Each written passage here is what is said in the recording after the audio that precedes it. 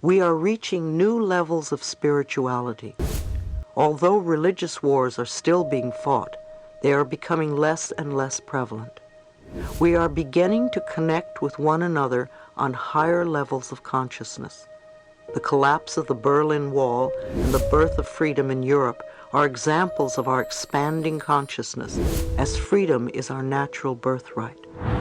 As the consciousness of each person awakens, group consciousness becomes influenced as well. Every time you use your consciousness in a positive way, you are connecting with other people who are doing the same. Every time you use it in a negative way, you are also connecting to that. Every time you meditate, you are connecting with other people on the planet who are meditating. Every time you visualize good for yourself, you do it for others as well. Every time you visualize the healing of your body, you connect with others who are doing the same thing. Our goals are to expand our thinking and to go beyond what was to what might be. Our consciousness can create miracles in the world. The totality of possibilities connects everything, including our universe and beyond. What are you connecting with? Prejudice is a form of fear. If you're prejudiced, you are connecting with other prejudiced people. If you open your consciousness and do the best you can to work on a level of unconditional love, then you connect with the curve on the graph that is climbing upwards. Do you want to be left behind, or do you want to go up with the curve? Often there is a crisis in the world. How many people send positive energy to the troubled area and do affirmations that everything works out as quickly as possible and there is a solution for the highest good of all concerned? You need to use your consciousness in a way that will create harmony and plenty for all people. What sort of energy are you sending? Instead of condemning and complaining, you can connect with the power on the spiritual level and affirm the most positive results imaginable. How far are you willing to expand the horizons of your thinking? Are you willing to go beyond your neighbors? If your neighbors are limited, make new friends. How far will you stretch? How willing are you to change I can't to I can? Every time you hear that something is incurable, know in your mind that it isn't true. Know that there is a power greater. Incurable to me means that the medical profession simply hasn't yet figured out how to cure that particular illness. It doesn't mean that it's not possible. It means that we go within and find a cure. We can go beyond statistics. We are not numbers on a chart. Those are someone else's projections, somebody's limited mind thinking. If we don't give ourselves possibilities, we don't give ourselves hope. Dr. Donald Picciuto at the National AIDS Conference in Washington, D.C. said that we have never had an epidemic ever that was 100% fatal. Somewhere on this planet, someone has been healed of every single dis-ease that we have been able to create. If we just accept doom and gloom, we are stuck. We need to take a positive approach so we can find some answers. We need to begin to use the power within us to heal ourselves. We have other powers. It is said that we only use 10% of our brain, only 10%. What is the purpose of the other 90%? I think having psychic ability, telepathy, clairvoyance, or clairaudience are all normal and natural. It's just that we don't allow ourselves to experience these phenomena. We have all sorts of reasons why we don't, or why we don't believe we can. Little children are often very psychic. Unfortunately, parents immediately say, "Don't say that," or "That's your imagination," or "Don't believe in that foolish nonsense." The child inevitably turns off these abilities. I think the mind is capable of remarkable things, and I know for certain that I could go from New York to Los Angeles without a plane if I only knew how to dematerialize and rematerialize there. I don't know how yet, but I know it is possible. I think that we are capable of accomplishing incredible achievements, but we haven't the knowledge yet because we won't use it for our good. We will probably hurt others with the knowledge.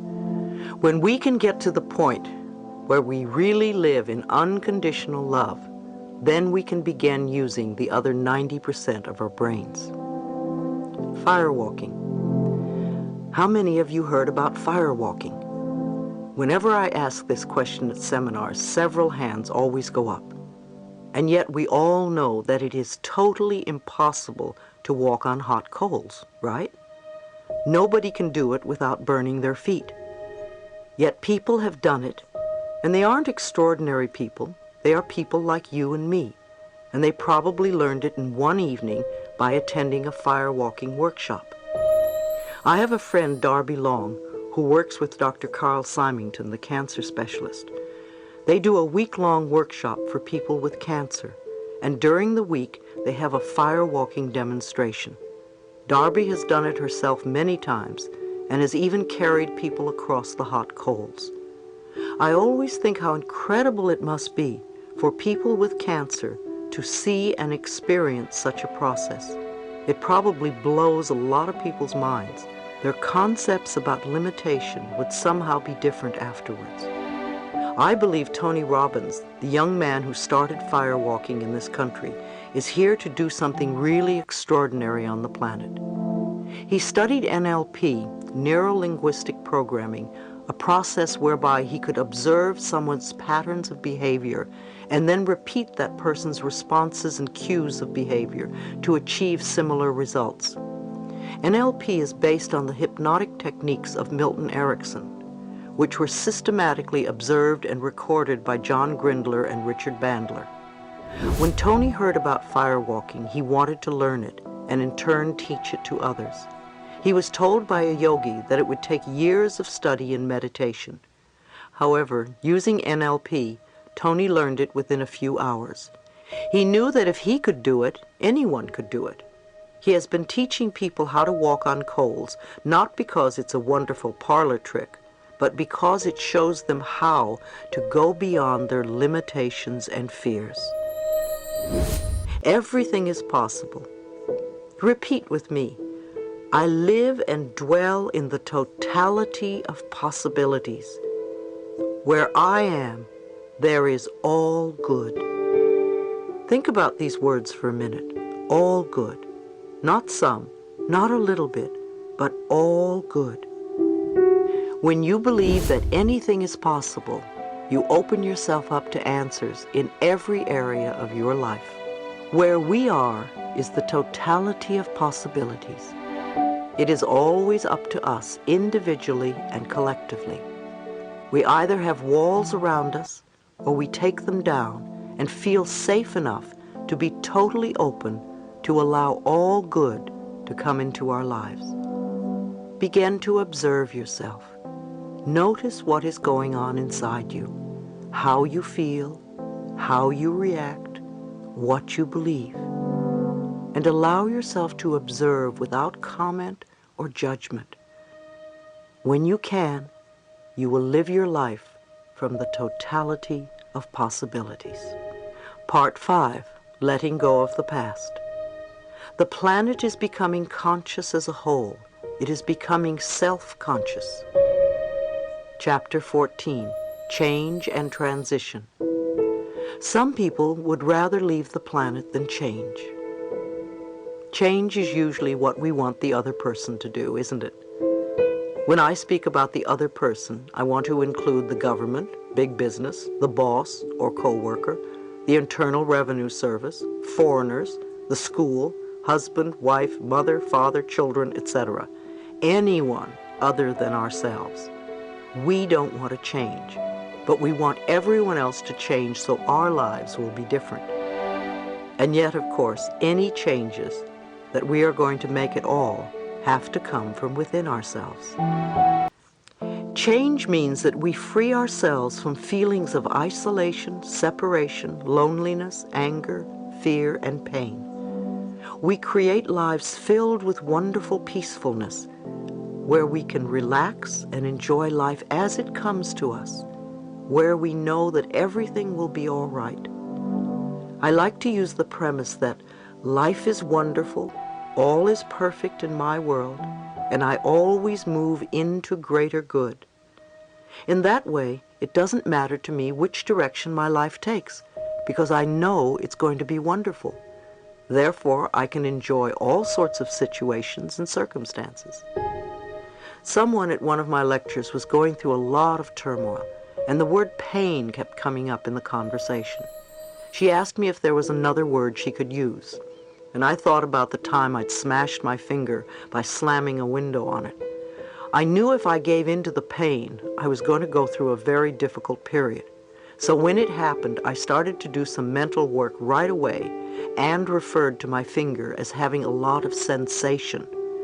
By viewing what happened in that particular way, I think it helped to heal the finger much more quickly and to handle what could have been a very unpleasant experience. Sometimes if we can alter our thinking a little bit, we can completely change a situation. Can you think of change as an inner house cleaning? If you do a little bit at a time, it will eventually all get done. You don't have to do it all, however, before you begin to see results. If you change just a little bit, you'll begin to feel better soon.